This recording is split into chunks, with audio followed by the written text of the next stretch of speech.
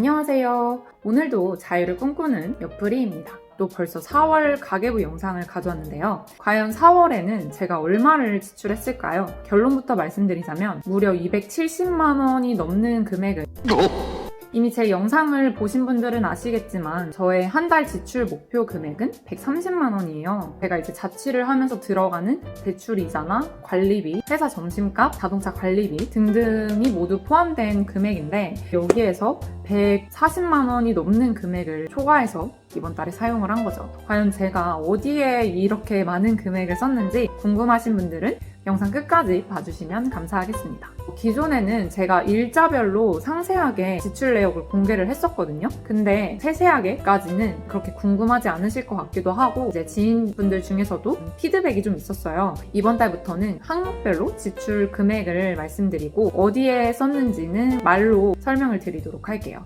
우선 4월 생활비 내역을 보면 이번 달에 이제 목표 금액이 130만 원이었는데 지출 272만 3,041원. 제가 어디에 썼는지 한번 항목별로 볼게요. 우선 식비를 먼저 보면 제가 식비 목표 금액을 32만 원으로 잡고 있는데 지출 37만 2,372원을 해가지고 5만 원 이상 초과를 했는데 식료품에는 약 8만 원 정도를 썼어요. 79,580원. 사실 평소보다 그렇게 많이 쓴 건 아니고 이번 달 같은 경우는 마트에서 한번 장을 보고 밀키트를 인터넷으로 주문을 2번 정도 했고요. 외식비 같은 경우는 1, 2, 3월 평균이랑 비슷해요. 평균적으로 외식비에 한 10만 원 정도를 썼더라고요. 보니까 집에 친구나 지인을 초대해가지고 시켜 먹거나 밖에서 2번 정도 뭘 사 먹거나 그래도 제가 자취를 하면서 예전에 비하면 밖에서 만나서 2, 3만 원 쓰던 거를 집에서 배달 음식을 시켜 먹거나 만들어 먹거나 이러면 거의 절반 정도는 금액이 좀 주는 것 같더라고요. 그 다음 회사 점심값으로 약 14만 원 정도를 지출했습니다. 회사 점심값으로 제가 거의 한 17, 8만 원 정도를 쓰는데 지역카드 포인트로 3만 원 정도를 사용해서 그 다음 간식으로 3,200원 빵을 하나 사 먹었습니다. 커피 음료 48,700원. 제가 커피랑 디저트까지 다 산 적이 2번 정도 있어가지고 평소보다 꽤 많은 돈을 지출했습니다.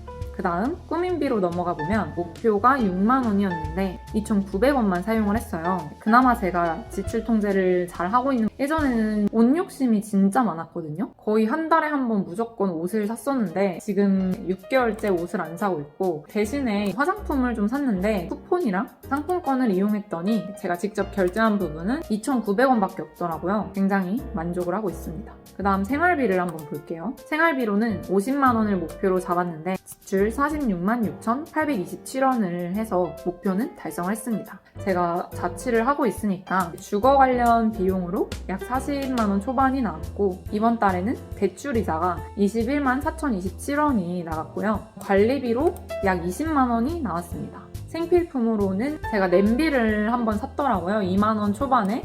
그리고 자석 창문 닫기를 사가지고 포인트 할인을 받아가지고 3만 원에 구매를 했는데 산지 하루 만에 밖으로 바로 떨어져서 층수가 좀 높아가지고 찾을 수가 없더라고요. 하루 만에 3만 원을 날렸습니다. 다음으로 보험통신은 목표 10만 원에 지출 94,242원을 해서 이제 기타 보험으로 한 42,000원 정도가 나가고 있는데 제가 운전자 보험을 가입한 게 있어가지고 1,990원이 나갔고요. 그 다음 주택화재 보험으로 39,992원이 나갔습니다. 이제 주택화재 보험은 제가 가지고 있는 오피스텔이랑 부모님이 살고 계신 집이랑 이렇게 묶어가지고 지출을 하고 있고 대신 이제 제 실비는 엄마가 대신 내주고 계세요. 한 2만 원대가 나오는데 감사하게도 제가 이제 고등학생 때부터 지금까지 납부를 해주고 계시고 그 다음 TV 인터넷 요금으로 이번 달에는 실적을 채워서 14,000원 할인을 받고 3만 원 정도를 결제했습니다. 그리고 제가 알뜰폰을 쓰고 있는데 원래는 제가 휴대폰비로 약 15,000원 정도를 지출하고 있는데 지난달 같은 경우에 데이터를 초과해서 사용을 한 거예요. 제가 사용하는 요금제가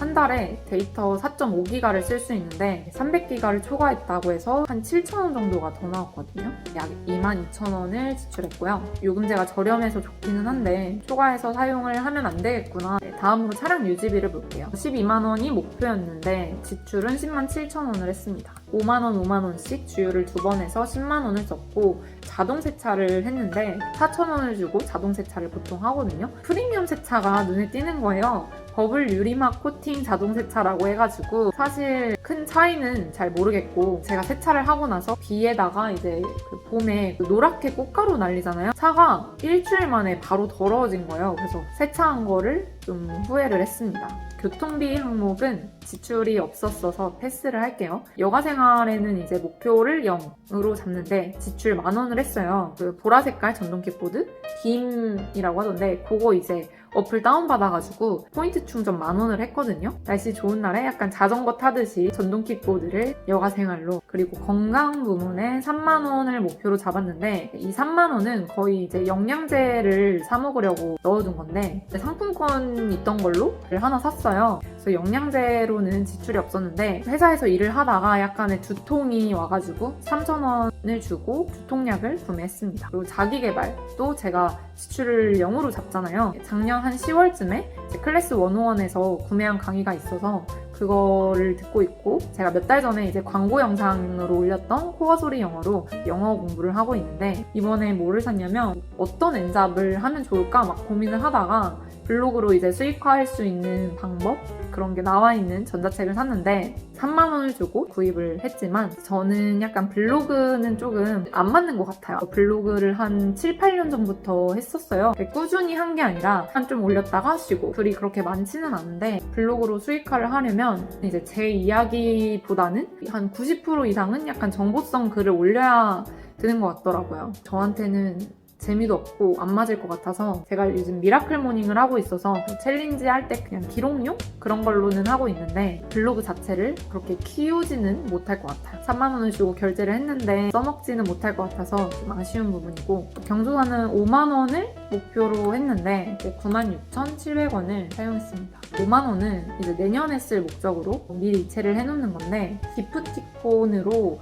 24,000원을 썼어요. 제가 회사에서 일하면서 굉장히 도움을 평소에 많이 주시는 분이 계셔가지고 치킨 기프티콘을 보내드렸고, 주말에 할머니 댁에 갔는데 빵을 사다 드렸어요. 22,700원을 사용을 했는데 경조사에 선물 항목으로 넣어놨고, 제가 지난 다른 영상에서도 말씀을 드렸지만 올해에 경조사랑 기타 항목으로 쓸 비용으로 250만원 정도를 따로 빼뒀는데요. 절반이 넘게 벌써 쓴 거예요. 그래서 이 비축해둔 돈은 좀 더 크게 지출할 때 사용을 하고, 이번 달에는 선물 항목을 그냥 다 지출로 잡았습니다.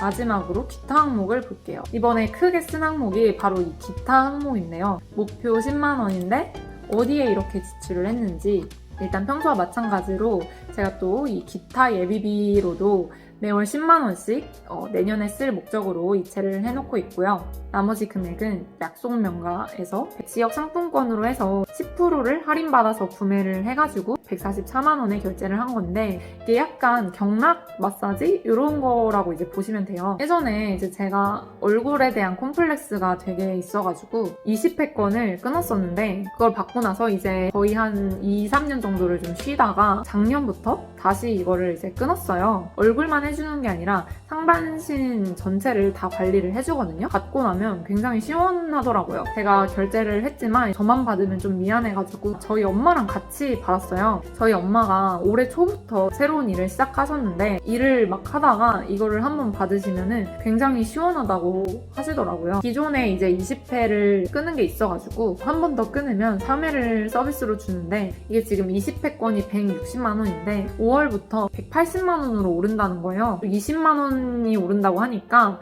너무 크게 느껴져가지고 고민을 엄청 했어요, 정말. 근데 막상 결제를 하고 나니까 저희 엄마도 너무 좋아하시니까 오히려 좀 뿌듯하더라고요. 1년에 한 번 정도는 해외여행을 갔었는데 작년부터는 코로나 때문에 거의 이제 여행도 못 가고 하니까 여행 가는 대신이라고 생각을 하고, 그리고 이번에 이제 지출에는 잡히지 않았지만 제가 기존에 모아놨던 비상금으로 자동차 보험료로 51만 6,240원을 지출했습니다. 제가 감사하게도 저희 아빠 명의로 된 차를 끌고 다니고 있는데 그래서 이 자동차 보험도 이제 가족 보험으로 되어 있어요. 부모님 밑에 제가 들어가 있어가지고 나이에 비해 꽤 저렴하게 자동차 보험료를 납부하고 있습니다. 그래서 이번 달에는 총 272만 3,041원을 지출했습니다. 거의 이제 역대급으로 지출을 많이 한 앞으로 부수입을 어떻게 늘려야 될지 고민이 많습니다.